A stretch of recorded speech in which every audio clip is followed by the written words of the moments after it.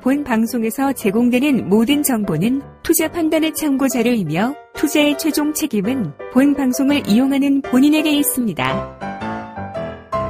네, 반갑습니다. 오늘은 11월 12일 금요일입니다. 자, 미국 시장이 좀 짠하고 올라졌으면 좋았을 텐데 약간 혼조막강입니다.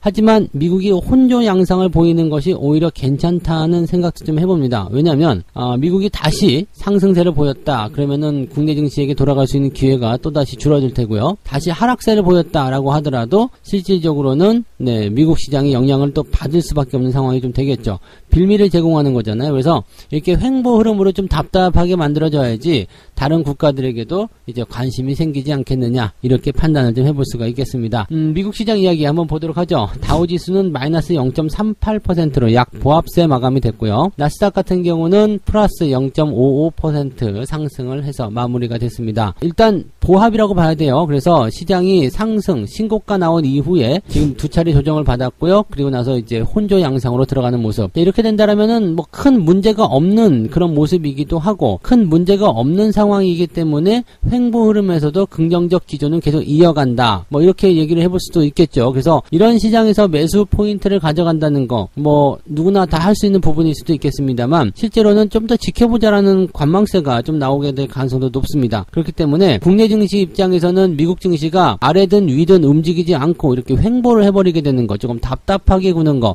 이것이 훨씬 더 긍정적인 상황일 수도 있겠다라고 보여질 수 있겠습니다. 그래서 내용을 살펴보게 되면은 다우지수는 보합 출발을 했다가 하락 마감이 된 거고요. 나스닥도 상승 출발했다가 그냥 그대로 마무리가 좀 된 겁니다. 근데 뭐 변동폭이 그렇게 크진 않았었기 때문에 뭐 내용 같은 경우 들여다볼 필요도 없을 것 같지 않나 생각이 들기도 합니다. 그래서 큰 변화 없이 분위기가 잘 마무리된 것 같다라고 생각이 드는 부분입니다. 자, 그 다음에 인플레이션에 대한 부분들, 시장 전문가들이 한 이야기를 한번 살펴보게 되면, 지금 투자자들이 인플레이션의 이슈를 소화하고 있지만 이것이 당장 연준의 정책을 바꾸지는 않을 것을 예상했다. 이게 뭔 소리냐면요, 인플레이션이라는 부분이 지금 시장에 나와 있고 거기에 대한 부분들을 통과해 나가는, 그러니까 즉 그런 재료 속에서 지금 우리가 투자를 진행하고 있는 상황이지만, 그런 것들이 이제 시장의 방향성을 결정을 어떻게 하더라도 간에 지금 연준의 정책은 따로 바뀌지 않을 것이다, 이렇게 보시면 될 겁니다. 오늘도 모두 여전히 인플레이션에 대한 것이다. 그것이 어떤 의미인지 알아내려고 하고 있다, 투자자들은. 하지만 수치가 높다, 뭐 그렇다고 하더라도 놀랄 것도 아니고, 또 연준이 그것 때문에 궤도를 바꿀 것으로 보여지지도 않는다. 이거 무슨 얘기예요? 지금 인플레이션에 대한 우려감, 뭐 그런 것들이 계속해서 나오고 있고, 인플레이션의 수치가 높게 나와서 시장에 어떤 정도 적용을 자꾸 해주고 있는 모습이다. 그렇지만 그렇다고 하더라도 연준이 뭐 통화정책을 다시 뭐 더 빨리 한다거나 그런 거 아니라 예정대로 그냥 그렇게 갈 것이다 라고 얘기를 해보는 부분이라고 보시면 되겠습니다. 인플레이션이 어쨌든지 간에 연준은 원래 자기가 하려고 했었던 대로 그렇게 진행을 할 것이다. 금리 인상에 대한 부분도 그렇게 강력하게 주장하진 않을 것이다. 이런 부분이겠죠. 그래서 시장이 뭐 인플레이션이라는 부분에 대해서 걱정거리를 안고는 있지만 거기에 민감하게 반응하지 않을 것이다 라고 얘기를 하고 있는 부분입니다. 펀더멘털은 여전히 강하고 분기 실적은 델타 변이와 공급망 차질에도 예상보다 더 강하게 나타났다. 인플레이션에는 우려감이 있겠지만 기업의 실적이라든지 전반적인 경제 상황은 좋은 편이다 라고 얘기를 하고 있는 부분입니다. 투자자들 입장에서는 이제 그런 내용들을 참고해 보실 필요가 있겠다라고 보시면 되겠죠. 그러니까 너무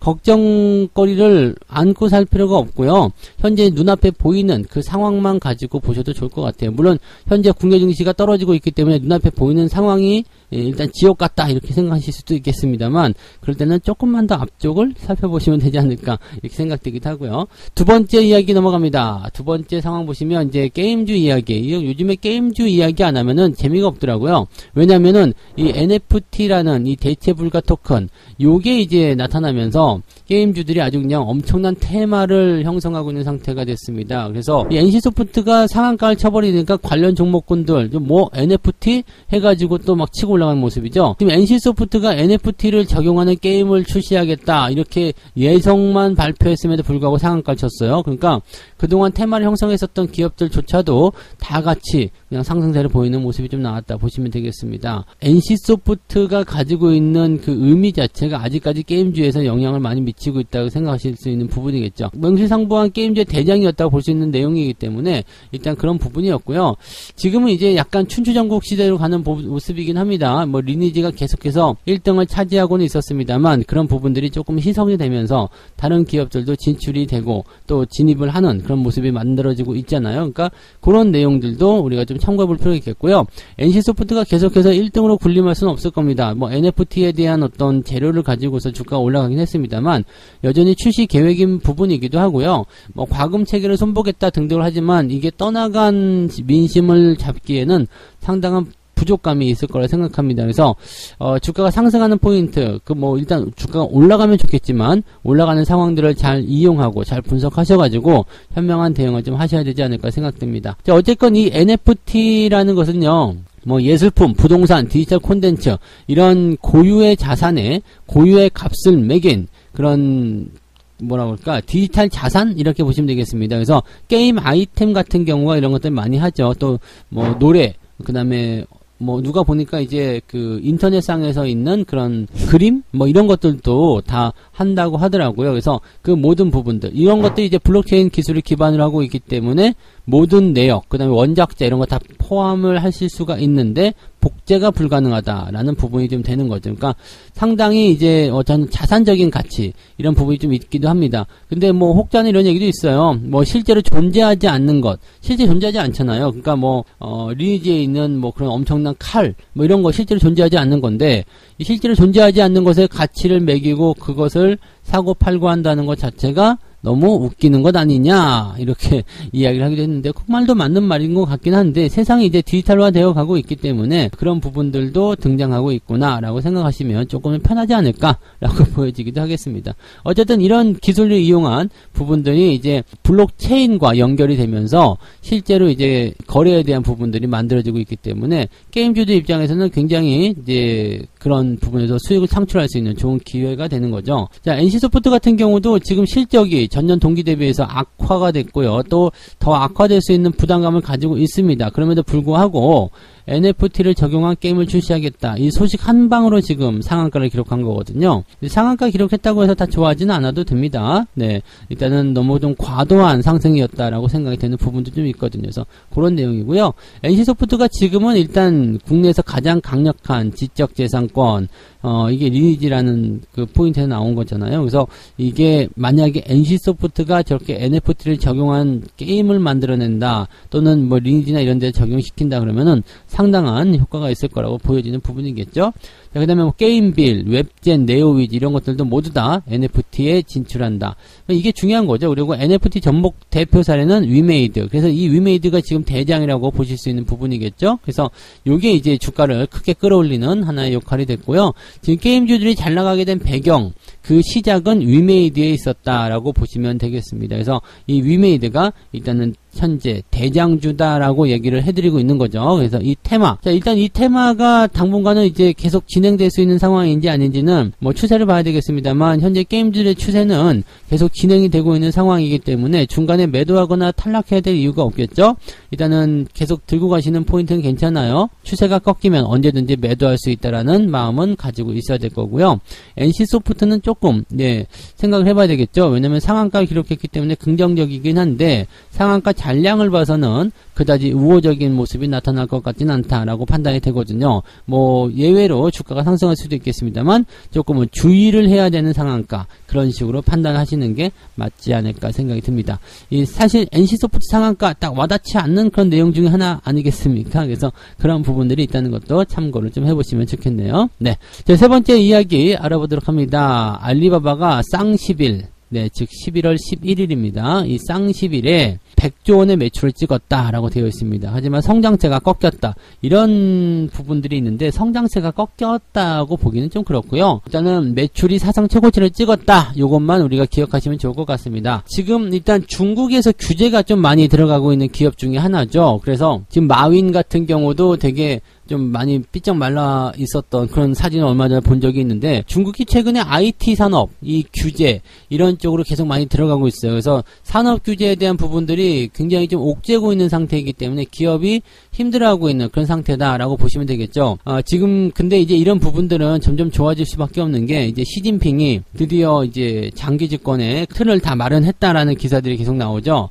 그러니까 이번에 지금 보면은 중국의 이제 행사와 함께, 정치적 행사와 함께 같이 이 11절이 진행이 되면서 여기에 대한 그 부담감도 상당히 가졌을 거라고 좀 생각이 들어요. 그래서 지금 계속 보면은 보도가 되는 부분들이 축소가 되려고 하고 있고요. 좀 상당히 꺼려하는 그런 느낌들을 많이 받았을 거예요. 근데 일단은 축제이고 행사이기 때문에 뭔가 하긴 해야 될 거 아니에요. 그리고 실제로 진행이 돼야 됐었던 부분이기도 하고요. 그래서 상당히 이제 뭐라 그럴까요? 마케팅적인 부분에서 최대한 몸을 사리는 그런 형태. 그러니까 아마도 이제 마케팅의 규모가 좀 축소가 됐기 때문에 크게 드러나가지고 막 밝혀진다거나 뭐 그런 부분들보다는 그냥 조용하게 넘어가지 않았을까라는 생각을 좀 해볼 수가 있겠습니다. 뭐 중국 정부는 이제 허튼 짓 하지 마라, 걸리면 니들 다 죽는다, 이런 식의 어떤 으름장을 놨었던 부분이었기 때문에 조심을 좀 해야 되는 내용이지 않을까 생각되기도 합니다. 하지만 지금 100조 원대에 육박하는 사상 최대 거래액을 세웠다라는 거, 이거 중요한 내용이고요.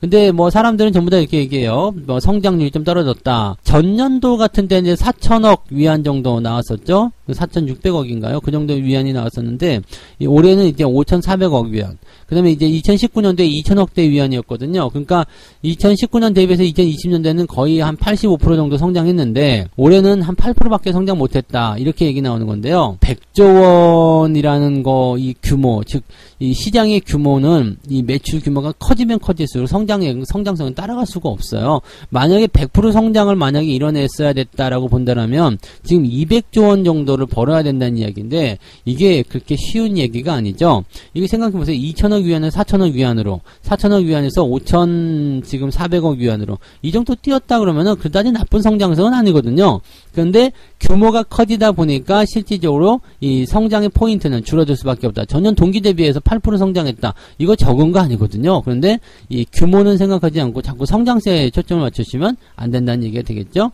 지금 일단은 그래서 이 쌍십절에 대한 이 부분들은 상당히 성황리에 마무리가 되었다고 보시면 되겠습니다. 근데 이제 계속 이 시장 감독 총국이라고 하죠. 중국에 뭐라 그럴까요? 쇼핑몰 관련한 그런 온라인 플랫폼 관련자들 불러놓고 좀 으름장을 놓기도 좀 했었고요.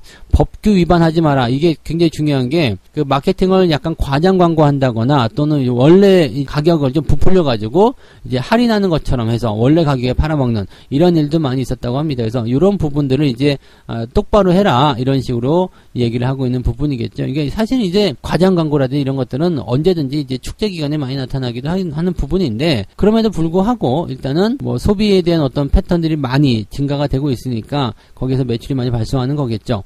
지금 같은 경우는 이제 기업의 규제를 했다라고 하고요. 그 다음에 이런 과장 광고에 대한 부분들을 이제 단속하겠다, 이런 식으로 얘기가 나왔기 때문에 약간 위축되는 모습은 좀 있었습니다만, 그래도 온라인 쇼핑몰에서 상당히 많은 구매가 이루어졌다라고 보시면 되겠죠.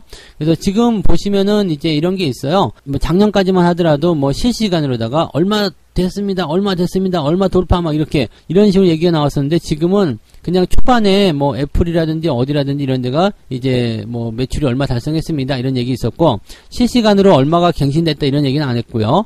그 다음에 이게 그 마감하기 바로 전에 이제 100조 원 정도 나왔다, 뭐 이런 식으로 최종적인 부분들을 좀 이야기하기도 했었습니다. 그리고 라이브 방송을 통한 그 왕홍이라고 하는 사람들이죠. 라이브 방송을 통한 그런 쇼핑 호스트들, 이런 애들이 이제 물건을 판매한 것만 이제 뭐 3조 원대라고 하던가요. 네, 두 사람이서 3조 원대 물건을 팔았다는 얘기도 있습니다. 그래서 뭐 어마어마한 그런 어떤 인터넷의 시대예요, 한마디로 얘기하면. 그래서 이런 어떤 쇼핑에 대한 부분들도 이제는 외부적으로 돌아다니는 부분보다도 온라인으로, 뭐 코로나 시대에서 오히려 그런 것들이 더 많이 정착되지 않았을까라고 생각이 되는 부분이기도 하겠습니다. 그래서 뭐 지금 뭐 일시적인 장애 현상도 좀 있었고요. 그죠? 접속 장애가 일어나는 그런 현상도 좀 있었고 하는 거 보니까 뭐 예년과 거의 비슷하지 않았나, 네, 라고 생각이 좀 듭니다. 이제 전체적으로 밖으로 보여지는 분위기가 조금 가라앉은 느낌이지 전체적으로 큰 느낌은 다르지 않았다라고 판단을 해볼 수가 있는 부분이겠습니다.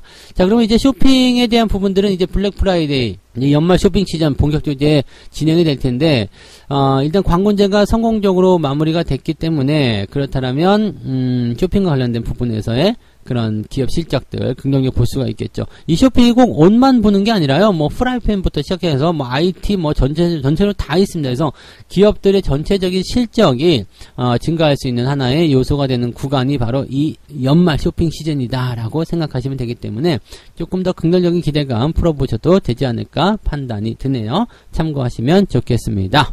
자, 오늘 여기서 마치고요. 저는 장중시황에서 다시 오겠습니다. 고맙습니다.